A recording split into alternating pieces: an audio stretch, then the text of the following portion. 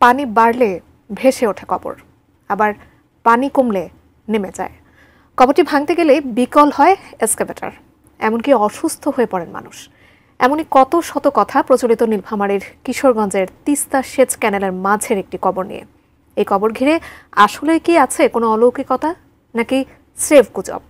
সাদ্দাম আলী ক্যামেরায় তা জানার চেষ্টা করেছেন সহকর্মী মিলাদুর রহমান মামুন।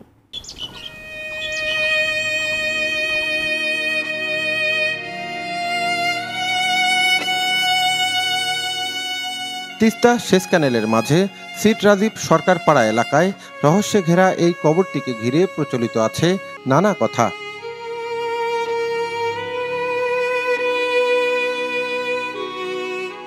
স্থানীয়রা জানায়, দেবারউদ্দিন ওরফে দেবাহাজি নামের এক ধর্মভীরু ও ধনাঢ্য ব্যক্তির কবর এটি, যিনি পায়ে হেঁটে সৌদি আরবে গিয়ে পবিত্র হজব্রত পালন করেন।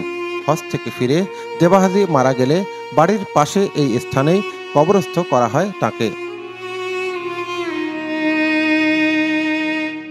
পরবর্তীতে 1984 সালে তিস্তা সেচ প্রকল্পের আওতায় এখানে শুরু হয় খাল খননের কাজ। স্থানীয়দের কেউ কেউ দাবি করেন, আশপাশে থাকা কয়েকটি কবর স্থানান্তর করা গেলেও সরানো যায়নি দেবাহাজির কবরটি।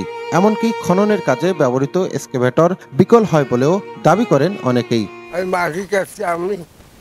111 সর্দার ঘাস আউড়ি ঘাস আউড়িছি আমি 7 দিন রোজার পরই আসলো ওই কবর করে পাই না।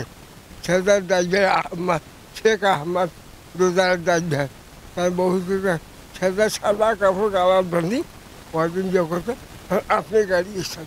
আমি নিজেও দেখি নেই, জানতে পারলাম যে ওখানে ওই কবরগুলো উঠার সময় যখন ক্যানেল হয়, এই ক্যানেলটা উঠার সময় কবরগুলো উঠিয়ে দেওয়ার সময় ডোজার নাগা ছিল, ডোজার নাগিয়া ডোজার সেখানে কাজ করে পারেনি, যার ফলে কাজটা বন্ধ রাখছিল।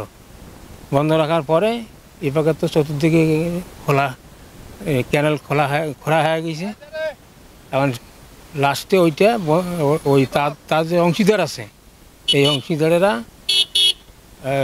কবরটা ঘিরে রাখছে, এর দিয়ে ঘিরে রাখছে ওই পর্যন্ত, তখন থেকে এখন পর্যন্ত চলছে। এখানে গোরস্থানটা ওই ডোজার লাগিয়ে দিয়ে ভাঙতে পারেনি, আর তার পাশে দুইটা ছিল, ও দুইটা উঠে গেছে। আমি এখানে দীর্ঘদিন আমার বন্ধু বান্ধবের সাথে আসছিলাম, দেখছি কবর যখন পানি ভাসে তখন আল্লাহর রহমতে কবর ভাসি যায়, আবার যখন পানি হেঁটে যায় আবার দেখি নিচে যায়, এটা আল্লাহর রহমত। তাছাড়া অনেক কিছু শুনছি যে এখানে গাড়ি আসলে নাকি ভেকু গাড়ি মাঝে আসছিল, আর বন্ধু বলছে শুনছি গাড়ি আঁকড়ে গেছিলো, গাড়ি নষ্ট হয়ে গেছিলো। তো এটা কিন্তু আল্লাহ পাকের রহমত। তাহলে আমি এর এইটুকু ছাড়া আর কিছু জানি না। রহস্যে ঘেরা দেবাহাজির কবরটিকে ঘিরে কৌতূহলের শেষ নেই মানুষের। প্রচলিত আছে, ক্যানেলের পানি বাড়লে ভেসে উঠে কবরটি, আর পানি কমার সাথে সাথে আবার নিচে নেমে যায়। এসব দেখতে দূর দূরান্তের কৌতূহলী মানুষ ছুটে আসেন এখানে। এটা ভাসমান কবর আর কি, যখন পানি বেশি হয়ে যায় উঁচু অবস্থা থাকে এবং পানি ডাউন হলে এটা আর কি নিচের দিকেই যায়, কি ভাসমানই থাকে, এটা কখনো তলায় না।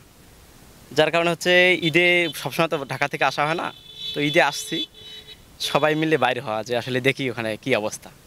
তাই আসলাম কি স্বচক্ষে দেখার জন্য, এসে দেখলাম এবং স্বচক্ষে দেখলাম, যতটুকু দেখলাম যে আসলে সত্যি, এবং লোকমুখে সত্যি যা ওই ঘটনা ঘটে গেছে পূর্বে সেগুলো জানলাম, শুনলাম। আমি দীর্ঘদিন যাবত শুনি যে কিশোরগঞ্জের একটা জায়গায় একটা মাজার আছে ক্যানেলের উপরে, ক্যানেলের মধ্যে।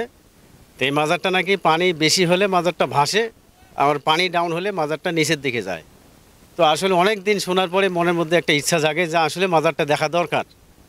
এমনই একটা বিষয়, খুব আনন্দেরও বিষয়, আবার বাস্তবতা কোথায় কি।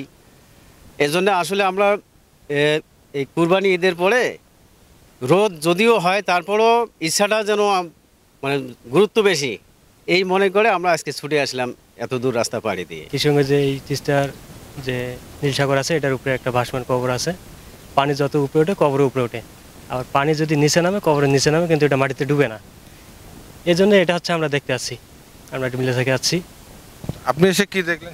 আমি এসে সেটাই দেখলাম যে ঠিক মানুষ যা বলছে সেটাই, ওটা কবর ওরকমই, এখনো পানি আছে, পানির উপরে কবর এখনো ভাসমানই আছে, পানি নামছে কবর নামে আছে, দেখা যাচ্ছে সুন্দরভাবেই।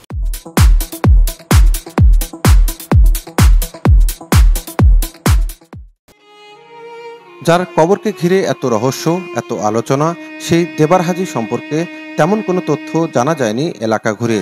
তাঁর সম্পর্কে জানতে কথা হয় দেবা হাজীর কয়েকজন উত্তরসূরির সাথে। তাঁরা প্রত্যেকেই বংশধর দাবি করলেও দেবা হাজী সম্পর্কে জানাতে পারেননি তেমন কোনো তথ্য। তবে দেবার হাজী ধর্মভীরু ও দানবীর ছিলেন বলে জানান তারা। দেবার হাজী আপনার কি হয়? দাদা দাদা হয়। দেখিনি তা কেমন করে করবো? ও বাবার ঘর মাটি দিছে আর কি, তখন এলো সরজমিন আসলো তাতে মাটি দিছে। ওরা ব্রিটিশে বলে হাজি বাবা 42 বিশের মাটি আমাকে এইলা জমি আসলে এইলা জমি আমাকে দিয়ে গেছে আমার বাপক। আমার নানির বাপ হলে আমার যার বাপলা আমাকে এইলা জমি জায়গা দিয়ে গেছে, দিয়াও হজ করে গেছে। ঘোড়াচ্ছরি চলে গেছে। সব আসি হজ করে আসি, ওখানে মাটি গেছে, ওই সেখান থেকে আসলো ওইভাবে। ও কবরটা হাজী সাহেবের কবর, কিন্তু ক্যানেল যখন খোঁড়ে ওইখানে ডোজার খোঁড়ার জন্য গেছিলো। ওখানে কিন্তু কিছু ময়মুরবি লোক ছিল, তো তারা নিষেধ করছে যে হাজী সাহেবের কবরটা উঠেন না, কবরটা ওখানে রাখিয়ে আশপাশ করেন। আমার বাবার দাদা হয়, উনি ভালো লোক ছিল। সেই কত যুগে হজ করিয়াছে হাঁটি। যে জায়গায় কবর আছে ওই জায়গায় ছিল বাড়ি ভিটা থাকার পর ওই জায়গাতেই সে খনস্থ করে। পানি কমাবার সাথে কবরটি উঠানামা করে এমন দাবি ভিত্তিহীন বলে জানান স্থানীয় মসজিদের ইমাম। তবে খাল খননের সময় কবরটি সরানো যায়নি বলে দাবি করেন তিনিও। আমি জানি এটা এক হাজী সাহেবের কবর ছিল, খুব পুরানো কবর। এরপরে যখন আমাদের ক্যানেল খোঁড়া হয় তখন ওইটা ডোজার দিয়ে বহু চেষ্টা করি উঠাইতে পারেনি। শুনছি যে এটা এক হাজী সাহেবের কবর ছিল, যার নাম ছিল দেবার হাজী। এটা অতিরঞ্জিত কথা, এটা খুব অতিরঞ্জিত কথা।